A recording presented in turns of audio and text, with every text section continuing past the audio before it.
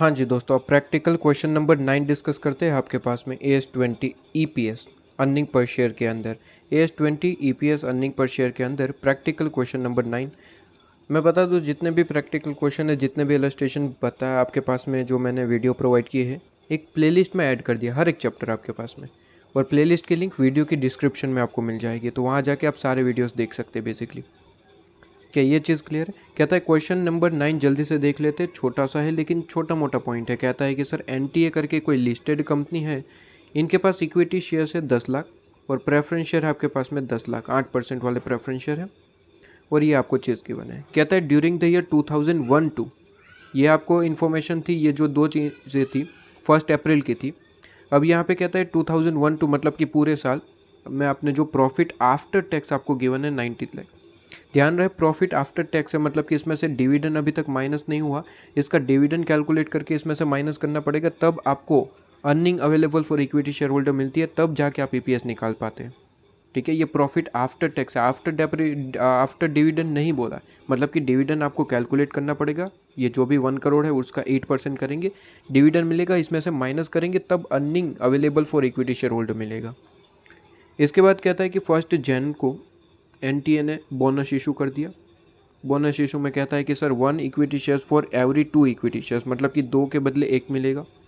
तो कितने मिलेंगे यहीं पे लिख लेते हैं। कहता है कि sir total 10 lakh equity shares आपके पास में, 2 के बदले 1 मिलेंगे, सीधी सी बात है। बोनस आपके पास में 5 लाख इक्विटी शेयर्स का होगा।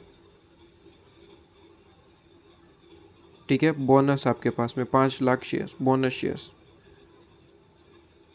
ठीक है, इसके बाद कहता है कि 1 जनवरी को NTA ने इशू करे 2 लाख इक्विटी शेयर्स। ठीक है जी, कहता है कि ₹1 each at the full market price. अच्छा, तो यहाँ पे कोई डिस्काउंट नहीं, फुल मार्केट प्राइस में इशू करते हो तब तो हमें कोई दिक्कत ही नहीं है। ये जो राइट इशू होते हैं, बोनस इशू होते हैं, जिसमें फ्री शेयर्स इंक्लूडेड होते हैं, तब जाके दिक्कत होता है। जैसे कि अभी आपने बोनस किया तो वो दिक्कत देता है। ठीक है, इसके बाद कहता है कि सर NTA जो है ट्रेड करता है और उनके पास में आपका जो शेयर्स है वो 8.05 पर शेयर के हिसाब से। खैर, मार्केट प्राइस की तो हमें कभी भी ज़रूरत नहीं पड़ती। आगे बढ़ते हैं, कहता है फर्दर आपके पास में जो इन्फॉर्मेशन प्रोवाइड करते हैं, कहता है कि sir basic EPS earning per share for the year 31 मार्च 2001 आपको कहता है, मतलब कि पिछले साल की इन्फॉर्मेशन दे रहा है 2021 की। कहता है कि EPS 62.30 है। ठीक है जी, पिछले साल का EPS आपको ऑलरेडी गिवन है। कहता है कैलकुलेट करिए बेसिक EPS आपके पास में और इंक्लूडिंग आपके पास में कंपेरेटिव फिगर, मतलब कि पिछले साल का भी आपको EPS कैलकुलेट करना है और इस साल का भी। ठीक है, तो सर पिछले साल का EPS तो ऑलरेडी गिवन है, फिर कैलकुलेट करने के लिए क्यों कह रहे हैं? सीधी सी बात है, ध्यान से देखिए। इस साल आपने बोनस इशू किया, मतलब कि पिछले साल का EPS तो गलत बन गया। ऐसे काफ़ी सारे हमने अभी अभी एक आध दो इलस्ट्रेशन भी करा कि सर अगर इस साल बोनस इशू करते तो पिछले साल, मतलब बोनस इशू का मतलब फ्री शेयर्स, अगर फ्री शेयर्स बांटा तो सीधी सी बात है कि पिछले साल का रिकैलकुलेशन करना पड़ेगा। ठीक है, तो कहते हैं देखिए, सीधी सी बात है, पिछले साल का प्रॉफिट कितना होगा? प्रॉफिट यहाँ पे दिया नहीं है लेकिन निकाल सकते हैं, कोई दिक्कत नहीं है। देखिए पिछले साल का EPS कितना है? 62.30। पिछले साल के शेयर्स कितने? Equity shares 10 lakh. अरे भाई, ओपनिंग का 10 लाख है, मतलब कि पिछले साल के ही तो शेयर्स है। ठीक है, तो 10 लाख शेयर, तो पिछले साल का EPS मिल जाएगा सर। 10 लाख शेयर्स आपके पास में ओपनिंग है, मतलब कि पिछले साल के ही आपके पास में। ठीक है, तो 10 लाख आपके पास में शेयर्स, ठीक है, इंटू 62.30, तो 10 लाख इंटू 62.30 आपके पास में, तो यहाँ पे आपके पास में आ जाएगा 623 आपके पास में लाख रुपीज़। 623 लाख रुपीज़ आपके पास में क्या आ गया सर? प्रॉफिट आ गया। ठीक है, नेट प्रॉफिट आपके पास में, लीजिए काम ही ख़त्म हो गया। तो पिछले साल का तो हो गया आपके पास में। ठीक है, पिछले साल का तो हो गया, लेकिन ये आपके पास में जो EPS इसे रेक्टिफाई करना है। क्यों? क्योंकि इस साल जो बोनस इशू करा वो भी यहाँ पे कंसिडर करना पड़ेगा। तो कहते हैं कि सर आपके पास में 2001, आपके पास में 2000 और 2001 का 2001 की बात करें सर आपके पास में, तो उसका EPS रेक्टिफाई करना पड़ेगा। क्यों सर? इस साल बोनस किया इसलिए। तो कहता है सर प्रॉफिट कितना था वैसे? 623 लाख रुपीज़ आपके पास में, divide by number of share करते हैं। नंबर ऑफ शेयर पिछले साल के 10 लाख थे, लेकिन सर इसमें ऐड करना पड़ेगा इस साल के जो 5 लाख फ्री में बांटे ना, ये दिक्कत देता है। तो इलस्ट्रेशन करवा चुका हूँ इसलिए ज़्यादा यहाँ पे दिक्कत नहीं आने वाली। तो कहते हैं पिछले साल का आपको रेक्टिफाई करना पड़ा, ये जो 62.30 है अब इसे मुझे कैंसिल करना पड़ेगा, ये सही ईपीएस नहीं है, अब नया ईपीएस निकालना पड़ेगा।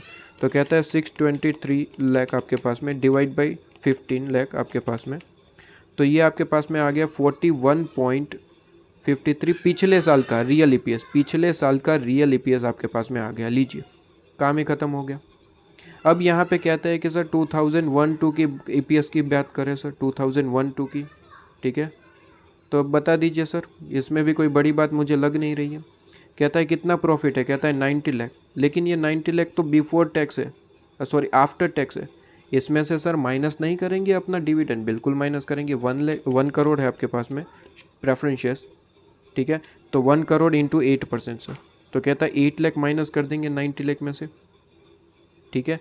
तो आपके पास में क्या मिल जाएगा सर, नेट प्रॉफिट। जैसे ही नेट प्रॉफिट मिलता है divide by number of shares कर देंगे सर। नंबर ऑफ शेयर्स कितने हैं सर, अभी के 10 लाख, पिछले साल से जो अभी भी कंटिन्यू हो रहे हैं वो तो 10 लाख तो है ही है, प्लस इस साल बोनस इशू करा सर 5 लाख, और बोनस इशू पे कभी भी सर मंथ कैलकुलेट नहीं होते क्योंकि वो फ्री के शेयर्स होते। प्लस सर और भी इशू करे 2 लाख शेयर्स, लेकिन इस पे पूरा पैसा ले लिया, तो जब पैसा ले लेते हो पेड है शेयर्स, तो उस पे मंथ कैलकुलेट करेंगे। 1 जन को इशू करे, तो कहता है जन, फेब और मार्च, जन, फेब और मार्च आपके पास में 3 मंथ, ठीक है। तो कहता है 2 लाख पे आपको मंथ कैलकुलेट करना पड़ेगा 3 मंथ के हिसाब से, 3 डिवाइड बाई 12 आपके पास में।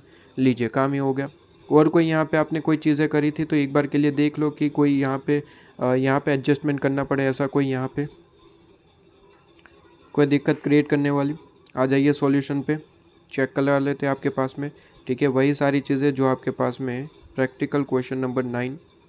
सबसे पहले तो इसने पुराने साल का क्या निकाल लिया सर, नेट प्रॉफिट, और नेट प्रॉफिट के बेस पे पिछले साल का सबसे पहले इन लोगों ने ईपीएस, रियल ईपीएस निकाल लिया। जो बेसिकली जो ईपीएस था वो तो गलत हो गया क्योंकि बोनस इशू किया, तो रियल ईपीएस आपके पास में निकल चुका। इसके बाद इन लोगों ने क्या किया सर, इन लोगों ने यहाँ पे अभी करंट ईयर मतलब कि 2001-2 की कैलकुलेशन करना स्टार्ट किया। कहता है 90 लाख प्रॉफिट है, लेकिन वो तो आफ्टर टैक्स है, आफ्टर डेप आपके पास में डिविडेंड नहीं है, तो डिविडेंड पहले हटाना पड़ेगा। तो डिविडेंड कितना है, 8 लाख, तो ये हमने माइनस कर दिया 8 लाख। डिवाइड बाय क्या करेंगे सर, नंबर ऑफ शेयर्स। कहता है कि 10 लाख तो पहले से ही है, 5 लाख आपके पास में बोनस के, लेकिन उसमें मंथ कैलकुलेट नहीं करेंगे क्योंकि फ्री शेयर्स पे कभी भी मंथ नहीं आता। और 2 लाख शेयर्स जो 3 मंथ के हिसाब से पेड अप थे आपके पास में, इसलिए उस पर मंथ कैलकुलेट करेंगे, और आपके पास में आंसर आ जाएगा 5.29 पर शेयर के हिसाब से। क्लियर है आपके पास में। सेकंड क्वेश्चन पूछा कि सर बोनस शेयर्स आपके पास में होते हैं और आप इशू करते हैं शेयर्स, वो आप डिफरेंट कैलकुलेशन क्यों करते हैं, मतलब कि बोनस पे आप मंथ कैलकुलेट नहीं करते। इशू किए वो आपने फुल्ली मार्केट प्राइस के हिसाब से, जब हमने इशू करे तो उस पर आपने 3 मंथ आपने कैलकुलेट किया, ऐसा क्यों? ऐसा इसलिए क्योंकि बोनस शेयर्स हम फ्री में इशू करते हैं, उसमें कोई भी अमाउंट कंसिडरेशन नहीं मिलता, ठीक है। लेकिन जो हमने इशू करे फुल्ली पेड आपके पास में शेयर्स मार्केट प्राइस के हिसाब से, उसमें आपको कंसिडरेशन मिला है। जब कंसिडरेशन मिलता है तो मंथ होता है, कंसिडरेशन नहीं मतलब कि नो मंथ कैलकुलेशन। वही चीज़ आपके पास में कहता है बोनस शेयर्स इशू होते हैं तो उसमें कोई एडिशनल कंसिडरेशन होता ही नहीं है, इसलिए हम मंथ को इग्नोर कर देते हैं आपके पास में, और इशू करते हैं उसमें तो आपके पास में फुल्ली मार्केट प्राइस पे इसने कहा था। तो अगर फुल्ली मार्केट प्राइस पे इशू करते तो सीधी सी बात है उस टाइम पे आपके पास में क्या है सर, सीधी सी बात है मंथ कैलकुलेशन करेंगे। तो इसी के साथ आपके पास में ये क्वेश्चन भी कंप्लीट हो जाता है।